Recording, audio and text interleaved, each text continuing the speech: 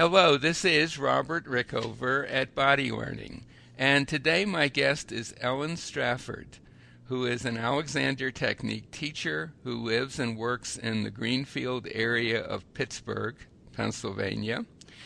Ellen has a special interest in something that is generally called the DART procedures, and we're going to talk today about those procedures and how they fit in or complement the Alexander technique.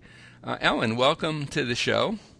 Hi, thanks for having me. Well, it's a pleasure talking to you. I wonder if you could begin for our listeners who may not know what the Alexander technique is, just giving a very short description or definition of the technique.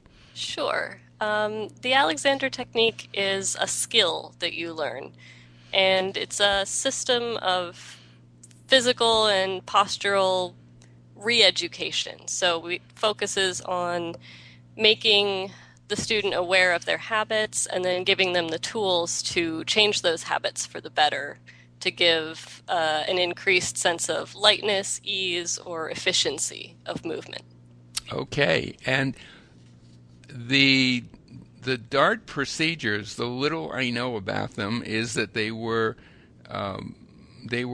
originated by, I didn't know he was Australian, an Australian anthropologist, Raymond Yes. DART, who I believe was pretty famous in other areas having to do with anthropological discoveries in Africa. Is that right? He is. Raymond Dart is an Australian anthropologist, and he is generally best known for discovering Australopithecus, which is one of the sort of missing links in between early hominids and current Homo sapiens. So it was essentially sort of a half ape, half human that walked more upright than previous specimens. So he's pretty well known in anthropological circles for that and for his work with sort of classic anthropology, and in particular the sort of development of the species.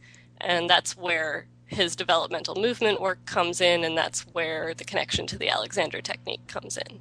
Yes, and he was had been a student of the Alexander technique. Is that right? Yes, he had. I actually just checked one of my favorite books on this so that I remembered everything. He originally started coming to the technique because his infant son was born premature, and so his infant son was having lessons with Irene Tasker, and he eventually started having lessons with her as well, and that's how he became interested in the technique. The connection, sort of the other direction, didn't happen until much later, though.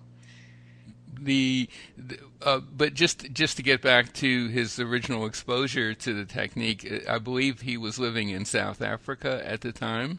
I believe that is correct, And yes. Irene, or I'm not sure how her name is pronounced, Irene or Irene Tasker. Yeah, I've heard it both ways. Was teaching and went back to England, I guess, at the start of World War II. Is it? And so he was left on his own a bit in terms of continuing the process. And I believe it's at that point that he started a series of explorations that led to the DART procedures. Is that a fair statement of it, or is it more? Sort of. It's actually the DART procedures, as we talk about them, are basically a collaboration between Raymond Dart himself and my teachers, Joan and Alex Murray. Okay. And Joan and Alex are the directors of an Alexander Technique training course in Champaign-Urbana, Illinois, Yes. just so Yes. we know. It's called Alexander Technique Center Urbana, Right. and that's where or Urbana Center for the Alexander Technique, and that's where I certified. And so Dart had written papers about sort of the postural influence in various medical issues. There's a very famous one called The Postural Aspect of Malocclusion, where he was dealing with the position of the jaw and the relationship that had to posture. And so Alex Murray was discussing the jaw and the balance of the jaw and the head with his teacher, Walter Carrington. And Carrington recommended that he read Dart's paper. And he read it, he became fascinated by it, and started reading pretty much everything else Dart had ever read, or Dart had ever written.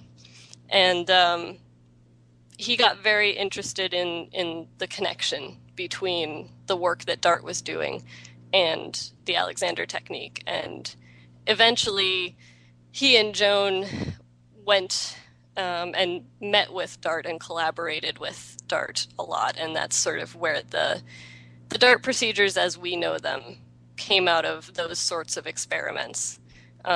Dart's, from what I understand, Dart's side of it was mostly theoretical. He was doing a lot of writing papers and discussing these things. And then when Joan and Alex started working with him, they became more of a concrete, set of processes. Mm-hmm. And roughly when in time would those processes have been developed, from what you know? From what I know, I'm just flipping through this book again. It was sometime between the 60s and the 80s. The Murrays met Dart for the first time, I believe, in 67. So I think it was a long process that probably started around then. And they were constantly working to refine them, and they worked with Dart when he was working at the Institutes for the Achievement of Human Potential in Philadelphia, which was a site that worked with brain-injured children and was sort of repatterning them, giving them the physical experiences that they had missed in their own developmental processes. So it was from what I understand, it was sort of a long developing process, and it's still going on. I mean, they're still making new discoveries every day. So, mm-hmm. I remember I was on a training course in London in the late 70s and early 80s, and a course that was an offshoot of Walter Carrington's training course. And I remember that we did some experiments in class involving crawling and creeping, those kind of movements that children go through. But it was never, my sense was it was never presented as any sort of coherent whole. It was just something to explore. I do remember Walter talking about the importance of going through those stages. And that if you didn't go through them as a child, it might be useful to experiment with them as an adult. Is that exactly? Yeah. That's basically the idea. And again, it's not. I wouldn't necessarily say that it's sort of set in stone, codified, but it's a sequence of movements that flow organically one to the other. And so there is a pattern that they sort of fit themselves into pretty naturally. So generally, when we talk about the Dart procedures, we're talking about this sort of sequence of movements, but it's really more of a process. It's more of just tools to explore the ways that the body likes to move and the ways that are the most innate and the earliest learned patterns. And could you describe that sequence in general terms? It's difficult to describe it without seeing it, but it's in essence it deals a lot with curves, fetal curves, spirals. It's basically a loop, so you can start it pretty much anywhere in the sequence. But it would, for example, start sitting on the floor in a modified version of what most people would know as child's pose or kowtow. But it's modified in such a way that it is actually a pretty accurate reflection of what position a baby is in inside the womb. So we call that fetal. And it starts there and it turns into a series of spiraling movements that eventually roll you over and have you explore lying on your stomach, doing a lot of the movements that you would see small babies doing very naturally as they're trying to figure out how to deal with being on their stomach. And then eventually coming up to hands and knees, doing some creeping and some crawling, and then eventually getting up to standing. And then the loop takes you back around down to the floor and back into that fetal position. So again, like I said, it doesn't have to happen exactly that way, but all of those movements show up a lot. And you can pull pieces out of it and work with them individually, or you can look at sort of the whole trajectory of where it goes. But it's really more of an exploration process than a specific exercise. And would it be fair to say that if you as an adult have for some reason didn't go through that sequence as a baby, that there's a benefit from doing it that gets you something that just if we want to call it plain old Alexander technique, self-directing and so on, is going to have trouble getting you to, or A little bit. I mean, it's I would say first I want to mention that it doesn't necessarily have to be because you skipped a step. A lot of people do skip steps when they're babies, but even if you did do all of these movements naturally as you were learning to walk, the idea, as is the case with Alexander technique in general, is that as we've aged and become part of society, we lose that.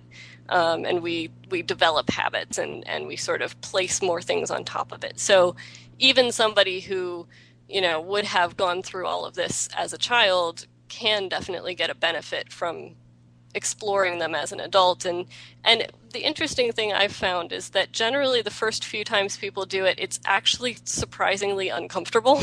Not in a, ow, that hurts kind of way, but just in a, that's really weird, I'm not entirely sure where I'm supposed to be kind of way. But the more you do them, the more you start to kind of realize how comfortable and how your body wants to do these movements if you let it.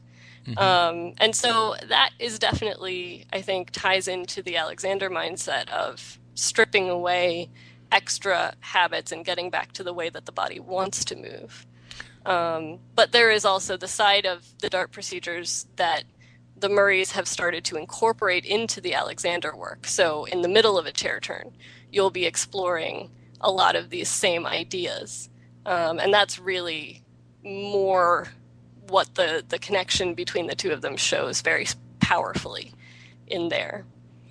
Could you elaborate on that a little? Is that essentially applying Alexander directions, for example, to yourself as you go through these procedures, or is it more than that? It's a little bit of both. Yeah. It's what I would say is the thing that the Murray's style of Alexander technique incorporates that most like straight Alexander technique would not is the incorporation of curves and spirals. So you might be sitting in the chair and I'll be giving you a chair turn and I will take you into a fetal curve. I'll have you look down and start to roll down over your knees. You'll go into this fetal curve and then I'll instruct you and direct you to come back up out of that in much the same way that a baby would when they're learning how to look up. And so they incorporate a lot of these curves and spirals into the work itself, which I think does go a long way towards particularly helping students who might be a little bit stuck in a certain pattern to get out of it. If you have someone who's sort of stuck in a primary curve or hunched forward, as they would probably describe it, taking them further into that curve can actually get it to let go a little bit so that it's then easier to bring them up out of it. So there's a lot of that work.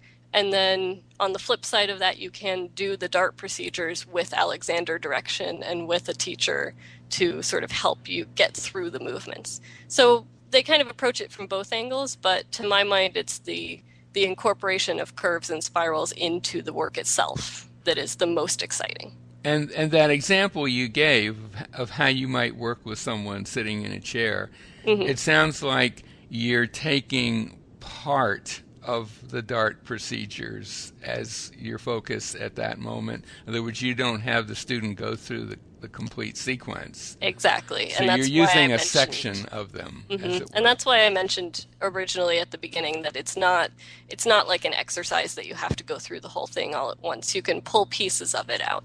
Hmm. And so you might be in a lesson with me and I'll decide, you know what, he's tending a little bit too much towards secondary curve or an arch. I'm going to work with some fetal with him and get him going the other direction and see if that'll sort of even the student out. So, it's pulling little pieces of it. And I think what's really interesting to me is the idea that this is the way our body wants to move. And these are the movements that are sort of integral to the way that movement happens, both on a species level and on an individual level.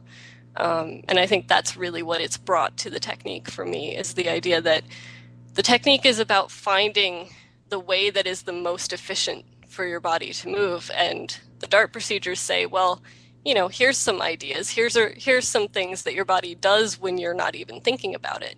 Maybe those are the most efficient way to do a movement. Hmm.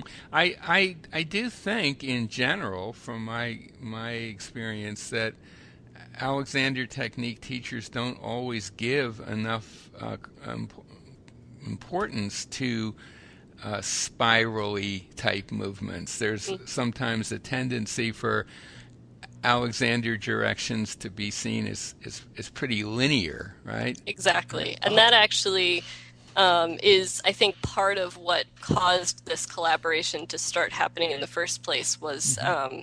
there's a quote in this book from Dart saying that he felt the technique had become too static and Hmm. that, Hmm. as it was developing, it was sort of honing in on one very small aspect of the range of motion Hmm. that humans are capable of.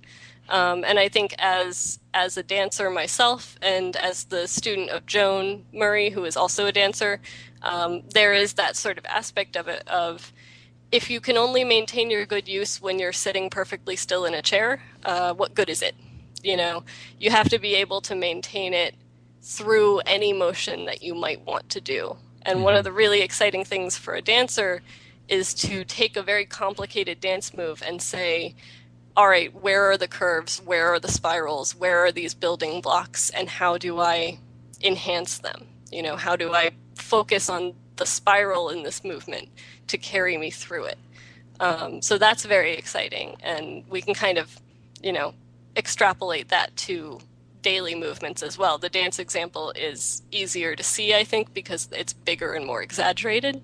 But you can see the same thing in, a person working in a factory who twists both directions in the thing that they're doing. That's a series of spirals. So, any movement that you do, you can generally sort of break it down and identify where those curves are, where those spirals are. And I think that's a really important thing to incorporate into the Alexander work. Yeah, in my own case, just in the last few years, and I've been teaching this work for over 30 years now, but just in the last few years, I've discovered in myself that I was not really allowing the spiralish possibilities in my torso Hmm. to really manifest themselves in a simple activity like walking. Exactly. And I came to that not through the DART procedures, but through a very specific physical therapy process developed by someone who's kind of way outside the mainstream of physical therapy, but who um, has a very deep appreciation of the spirally nature of our bodies and, Hmm. interestingly enough, the inherent asymmetries in our body, that our torso is not at all symmetrical, Hmm. even though it sort of looks that way Hmm. because organs are placed Organs on are in one different side or another, places. and even the diaphragm is our diaphragms are asymmetrical, Hmm. for Yeah. everything, and that that bringing an awareness of that and what those asymmetries tend to do and how Hmm. you can because you can't really change the asymmetrical structure. You're not going to Right, move the but you can heart. become aware of it. And you can make some changes in how you direct yourself, or Mhm. he wouldn't use that term, but Right, basically how you direct yourself to, in a sense, make the best of those asymmetries, or in ordinary motion. And for me, exactly. walking has been crucial. But well, that's very interesting. So, I mean, and of course, the fact is that most of our musculature is spirally in nature, Exactly. right? And actually, one of my favorite um, developmental movement things to talk about, it's not as specific to the DART procedures, but it's just sort of the developmental movement idea in general. One of the things that DART you used to inform his procedures is the idea of species evolution, as well as the individual, and looking at other primates and the way that they move and how they are similar and how they are different.